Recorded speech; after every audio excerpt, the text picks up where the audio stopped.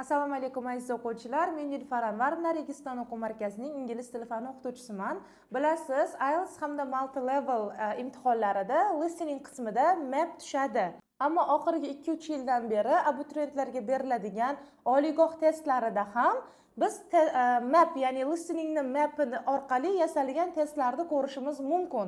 Va bu holatda sizdan savol berilib, ya'ni masalan kutubxona qayerda yoki maktab qayerda kabi savol berilib, unga demak mos javob ham berilgan bo'ladi va siz xaritaga qarab to'g'ri lokatsiya yo'nalishi bo'ylab siz o'sha berilgan, umuman sizdan so'ralayotgan predmetni qayerda ekanligini topib berishingiz kerak bo'ladi.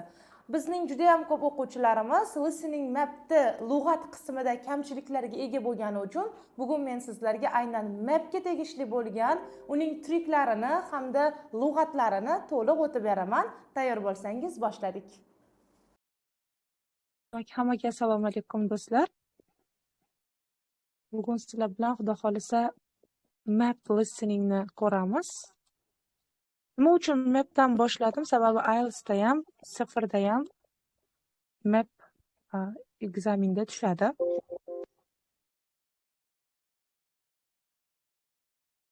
Just a second. Aha. Hop. Men birinchi o'rinda map o'tishdan oldin sizlarga kerakli bo'lgan lug'at qismlarini tushuntirib o'tmoqchiman, chunki bularsiz listening qilishni o'zi sal g'alati. Har qanaqa listening qilishdan oldin o'zini fishkasi, ya'ni lug'atlari, vokab qismlarini yodlab olsanglar, uncha qiynalmaysizlar. Xo'p, demak, listening map. Okay.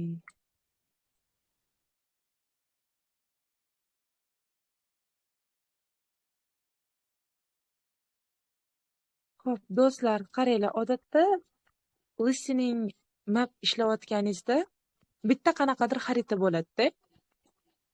Uni hali endi o'zinglar ko'pchilik ko'rgan ham уже. No, ko'rmaganlar uchun alohida hali kanalga rasmlarini ham tashlab boraman. Umuman qandaydir bir xarita belgilanadi, beriladi.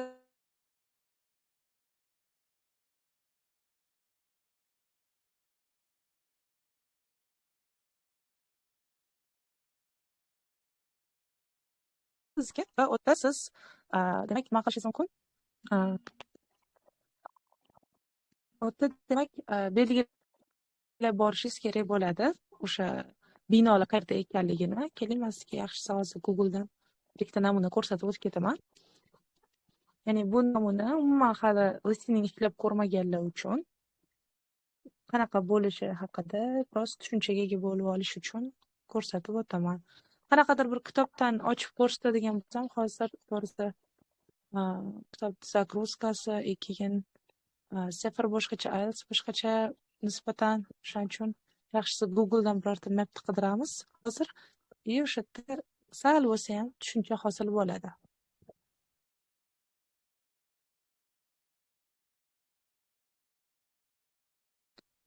Xo'sh.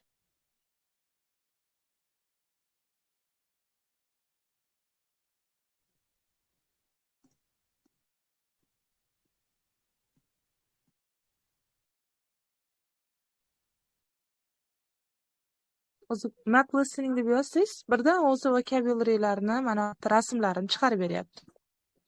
Hozir bittasini xohlagan bittamizni ochamiz.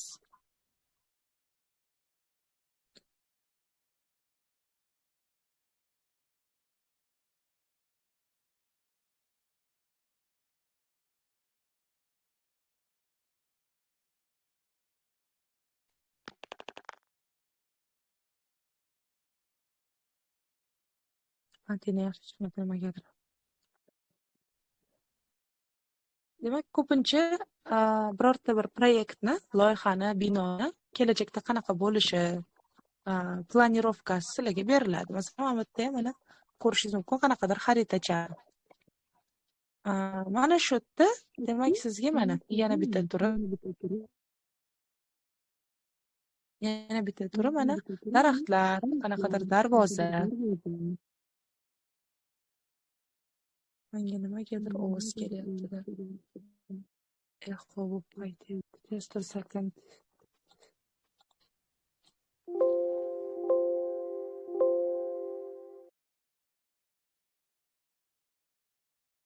Sizlarga ovozim yaxshi bo'lyaptimi?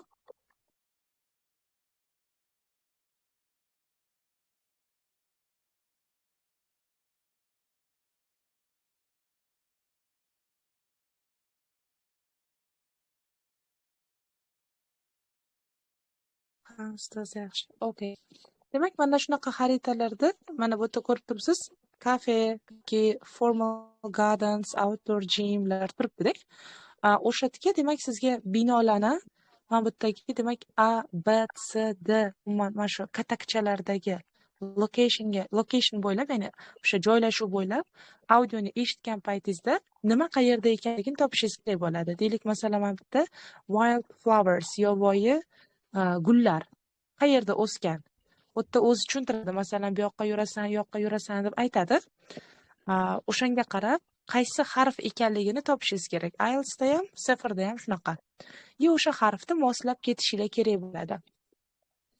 Mapni asosiy demak qismi shundan iborat. Endi hozir men sizlarga boya aytganimdek, birdan lug'at qismidan darslarni o'tishni boshlayman. Bizga birinchi kerak bo'ladigan narsa bu dunyoni tomonlari. Demak, siz bilasiz, bizda 4 ta tomon bor: sharq, g'arb, shimol va janub.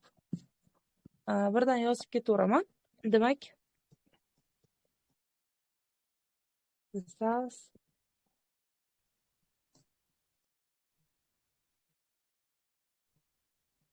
janub, the north,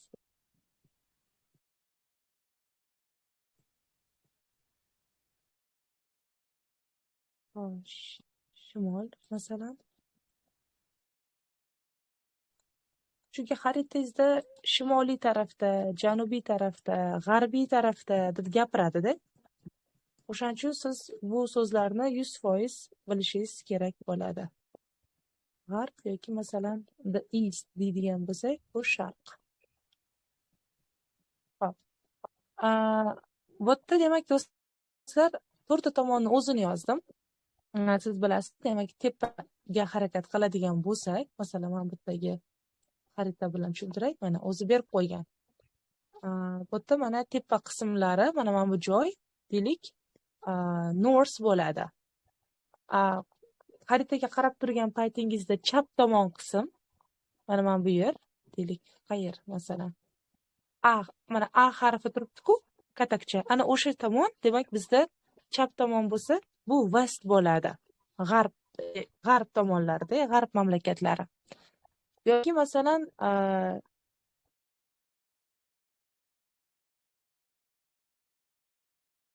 sharqiy tomonni gapiradigan bo'lsak, east deydigan bo'lsak, bizda xaritamizda o'ng tarafdan keladi. Ya'ni o'ng qo'l tarafimiz sharqiy tomon bo'ladi.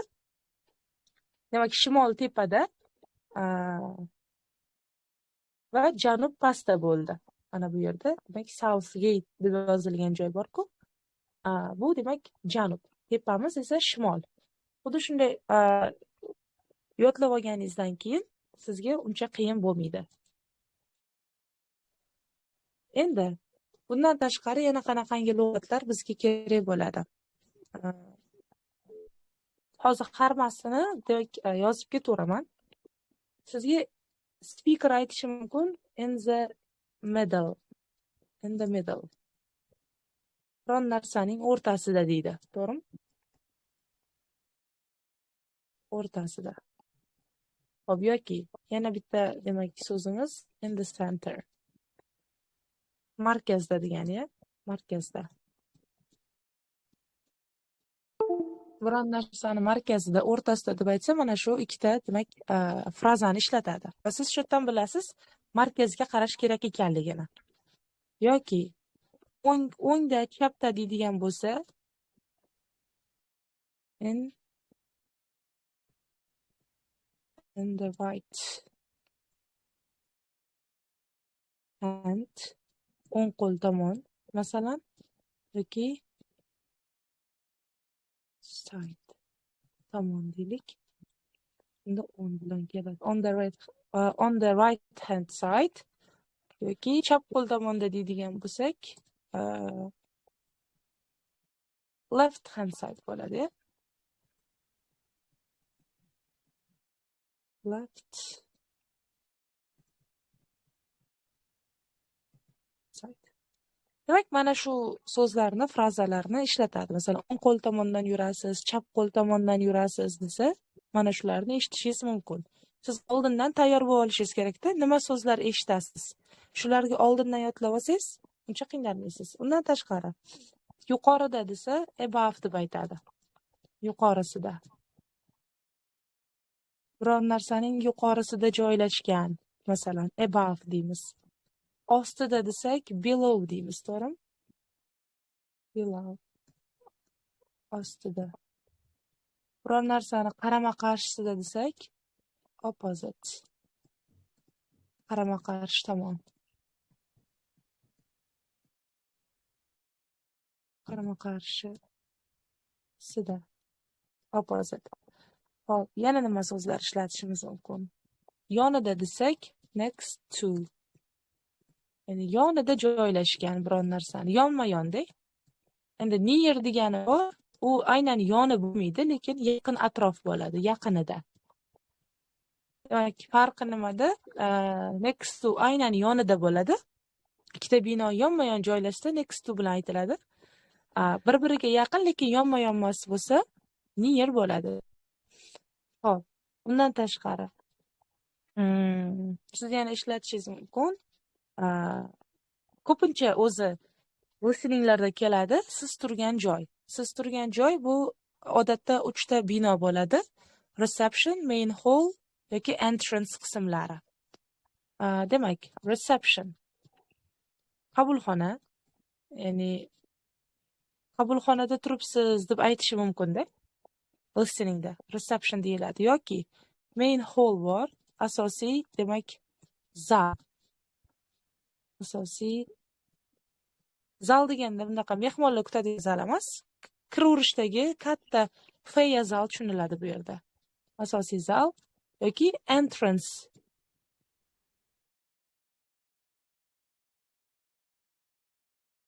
Entrance. Kiraverish degani. Kirish qismi. Biror narsaning kirish qismi. Demak, mana shu buni biroz kichiraytiraman do'stlar. Mana shu lug'atlar orqali siz harakat qilasiz xaritada. Xo'p, undan tashqari bizda yana bor traffic lights. Traffic lights bu demak svetofor, to'g'rimi? Traffic lights. Svetoforda. Xo'p, bizda junction degan narsa bor. Junction chorraha bo'ladi. Ya'ni bilasiz, mana yo'llar kesishgan bo'ladi-yu. To'rtta tomonga yo'l chiqadigan bo'lsa, o'sha narsani junction deyishadi. Sizga hozir yana ham aniqroq bo'lishi uchun rasmini ko'rsataman shuni. Chunki juda ham ko'p tushgan bu listeninglarda. Mana bu rasm. Mana ko'rgan bo'lsanglar, mana bu chorraha.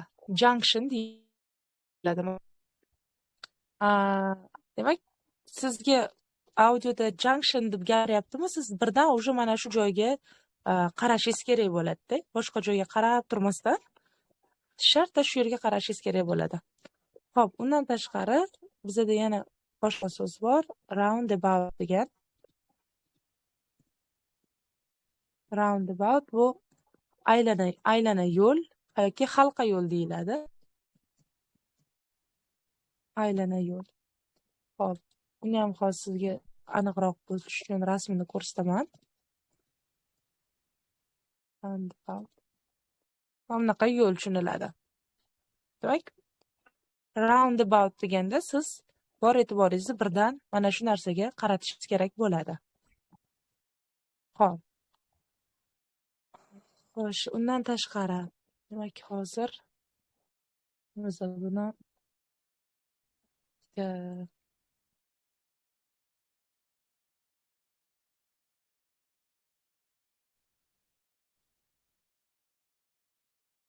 bitta kategoriyaga bo'lib, o'rtasidan bo'lib qo'ydim, osonroq bo'lishi uchun. Xo'sh. Next to, demak, tomonlarni yozdik. O'ng, chap, yuqori, past, traffic lightlar. Xo'sh. Bundan tashqari, behind bor. Behind bo'lgan narsani orqasida, yaqinda ham mana kecha listening qilgan paytimda daraxtlarni orqasida joylashgan degan ibora kelyapti, so'z kelyapti. O'sha narsani behind the trees deb gapiryapti. Demak, o'sha yerda behind so'zi orqasida ekanligini bilishingiz kerak. Xo'p, undan tashqari ikkita bino bir-biriga bog'lanib, ya'ni jipslashib kelishi mumkin, to'g'rimi? Yoki ulangan deyishimiz mumkin. Biz linked yoki connected so'zlarni ishlatamiz. Ya'ni bular bog'langan ma'nosini bildiradi. Bog'langan. Qancha ko'p so'z bilsangiz, ya'ni xaritaga oid so'zdan ko'proq bilsangiz, boya aytganimdek, shuncha tezroq mapda kuchayasiz, ya'ni xato qilmaydigan darajaga chiqasiz.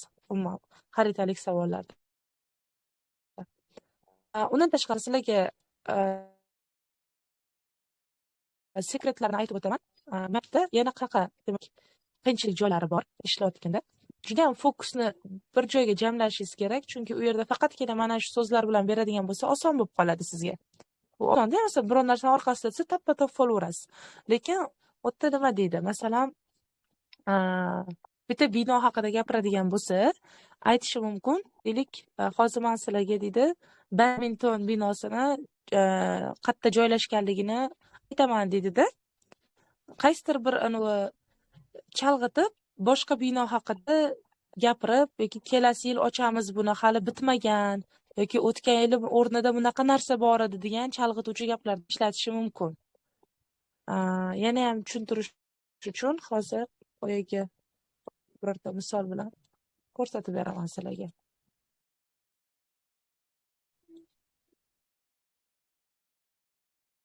Deylik, masalan, tarasida nomni ochadigan bo'lsak,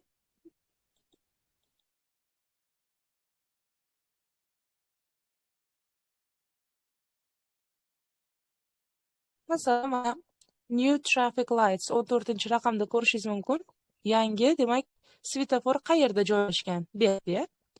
Tasavvur qiling, endi pastda tasavvur qiling, audioda aytyapti. Hozir men sizlarga qayerda yangi traffic lights borligini aytib o'tmoqchiman deydi-da. U oldin station roadga yaqin edi deyishi mumkin, gapni boshlayotganda. Siz bundoq qaraysizda, mana bu yerda station road bor ekan. Okay. Eng yaqini bunga A variant turibdi. Shartta A'ni olib ketib qolishingiz mumkin-da. Lekin u aytadi, masalan, biz uni noqulayligi uchun ko'chirishga qaror qildik deydi. Va school roadga yaqinroq bo'lgan joydan qurdik. Shundoq ketni yonida deyishi mumkin, to'g'rimi? Supermarketni yonida, next to deb aytishi mumkin. O'sha holatda men bu yerda mana school roadga qarasangiz, ikkita supermarket bor. Opposite of the chemist, ya'ni aptekani qarama-qarshi, mana bu yerda yana bitta supermarket bor. School roadda. Yonida I harfi yonma-yon turibdi. Mana shunday qilib chalg'itishi mumkin demoqchiman-da. O'sha joylarga ehtiyot bo'lasiz. Uning uchun diqqat kerak. Juda ham diqqatli bo'lishingiz kerak. Yoki masalan, pedestrian crossing, piyodalar kesib o'tadigan yo'l bir paytlar maktabni yonida edi deyishi mumkin. Yoki bank tomonda edi deyishi mumkin. Hozir u joyni buzib tashladik va o'rniga boshqa narsa, boshqa bino qurildi deb chalg'itishi mumkin. Asosan mana shu holatda bolalar ko'p xatolikka yo'l qo'yadi. Shuning uchun diqqatni jamlash kerak deb aytyapman-da boydan beri. Xo'p, demak,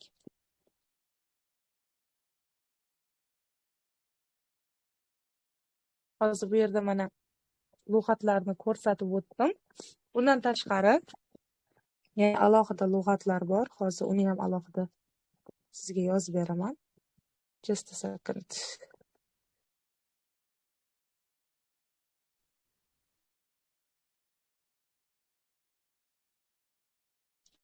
Ilojisi bo'lsa, kanalda bitta xaritalik listening ishlab ko'ramiz.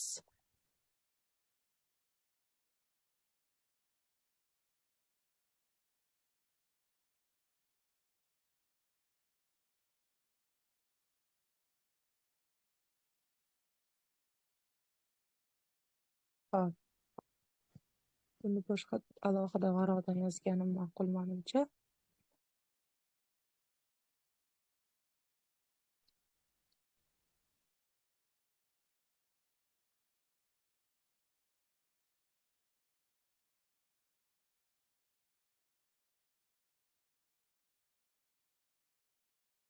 Demak, bundan tashqari bizda burilish so'zlari borda, ya'ni actionlar, harakat.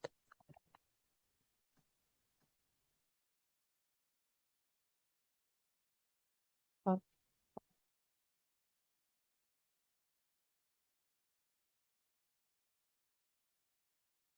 Hozir shularni ko'rib chiqamiz. Masalan, aytish mumkin turn left. Bu oson endi. Chapga buriling. To'g'rimi? Chapga buriling.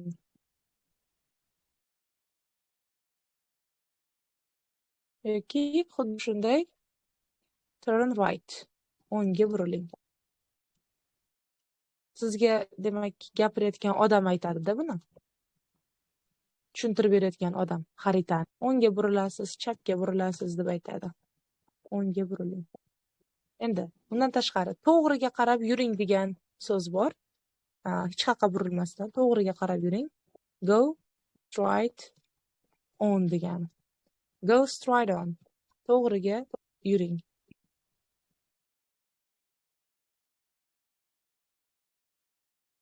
Hop.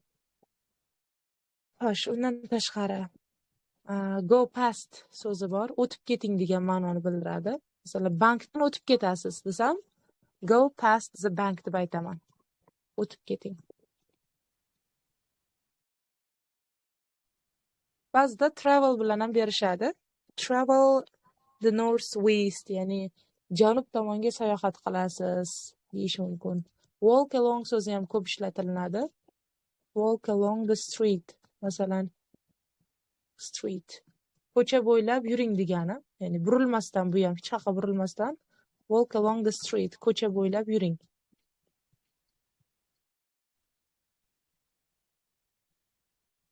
Ko'cha bo'ylab yurasiz. Xo'p.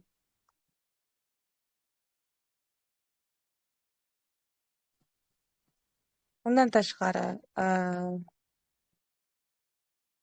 kesib o'tish bor. Ko'prikni kesib o'ting deydi, nimanidir kesib o'ting deydi. O'sha kesib o'tish across from deyiladi. Biron narsani kesib o'tmoq.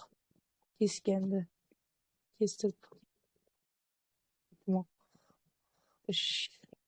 Okay, across from the river masalan, daryoni kesib o'tganda duch kelasiz. Duch kelish so'zlarini ham yozib beraman, qarang. Duch kelasiz, ko'rasiz deganda masalan you see bo'lishi mumkin yoki you will see kelasi zamonda uchratasiz. Endi faqat see emas, you can face duch kelasiz ma'nosini bildiradi yoki you will meet uchratasiz ma'nolari. Mana shularga o'xshagan hammasi xullas uchratmoq ma'nosini, ko'rmoq ma'nosini bildiradi. You see, you'll see, you can face, you'll meet deb gapiradi. Xo'p. Endi biron narsani orasida deb aytadigan bo'lsak, endi bu actiondan уже chiqib ketyapmiz sekin. Between deb ishlatamiz orasida. Ikkita binoni orasida deyish mumkin. Xo'p. Yana qaysi lug'atlarda berishimiz mumkin biz?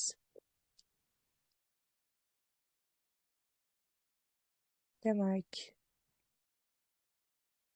biron narsaga yetib borishingizdan oldin deydigan bo'lsak, masalan, before bilan ishlatamiz. Before you get there. Masalan, u yerga yetib borishingizdan oldin degani. Bu yerga yetib borishingizdan oldin chap tomoningizda chiqadi qanaqadir bino, to'g'rimi? Before you get there, you can see the building on your left side. Left hand side, ya'ni yetib borishingizdan oldin bo'ladida. Yetib borishingizdan oldin bo'ladi. Mana shu. Xo'p. Birinchi burilish, ikkinchi burilish degan lug'atlar yana. Uni biz first turning deymiz. First turning bu birinchi burilish. Keling shuni second turning ni ham yozib qo'ying. Ikkinchi burilish. Demak, birinchi, ikkinchi burilishda deyish mumkin. Yoki first road, birinchi yo'lda deb aytish mumkin. Hop, endi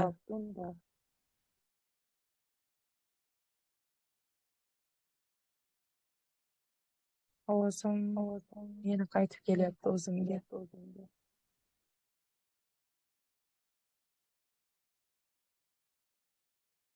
On the other side, on the other side. Boshqa tomonda degani. Ya'ni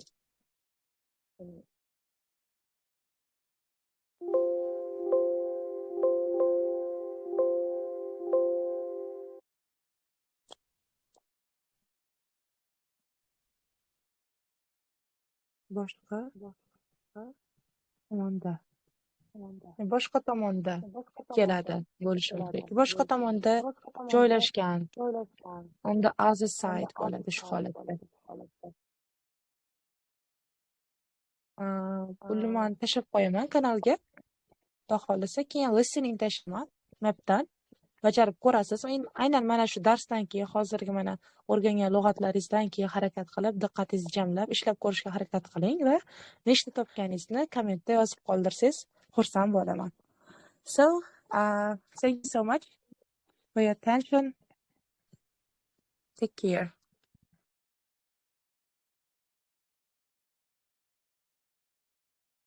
Darslarimiz sizga foydali bo'layotgan bo'lsa, kanalimizga obuna bo'lishni unutmang, videolarga like'larni bosing hamda o'rtoqlaringizga bizni tavsiya qiling.